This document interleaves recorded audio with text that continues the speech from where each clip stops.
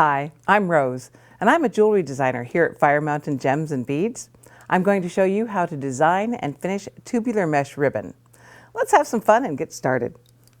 There are lots of different kinds of tubular mesh ribbon. Today I'm going to use this nylon mesh. It's a fairly simple process to make jewelry out of it. Just cut to your desired length. Let's say I'm making a necklace. First thing I'll do is select a clasp. I'm going to use this magnetic clasp and put it onto the mesh ribbon. So, with a little bit of E6000, put it into the end of that magnetic clasp.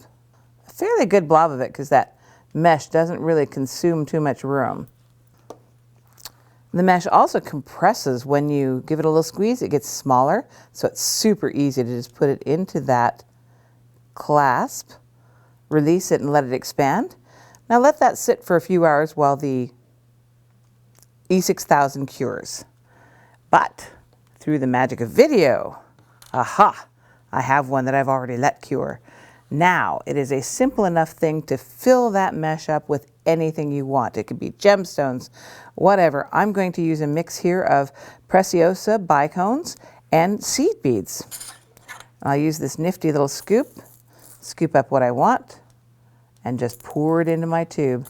And if at any time I want a bigger bead just for contrast, I'll put in one of the little 6mm bicones, push it down in there. And also, as you're going along, if you want, you can even put a bead on the outside. Just squeeze that up nice and tight and pick up a fairly large whole bead, and you can go over the top of your mesh and create little compartments of mesh. I don't want a bead on the outside for this particular project. Okay, here we go.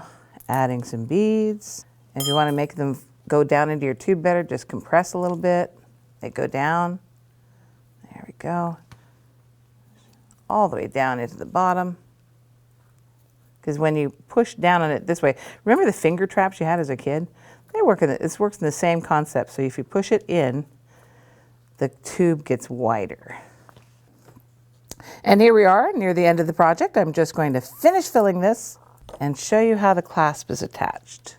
And you notice in the process of filling, I've kind of frayed the edge of that a little bit. I'm going to go ahead and snip that off so it's a little easier. There we go. And just like the starting end, we're going to take our clasp, add the E6000, and let it cure. And there you have it, a finished project, just that easy. I hope you enjoy this project and all the other projects you can find at Fire Mountain Gems. If you want to see some more mesh ribbon projects, keyword mesh ribbon. Thank you for joining me. My name is Rose, and happy beading.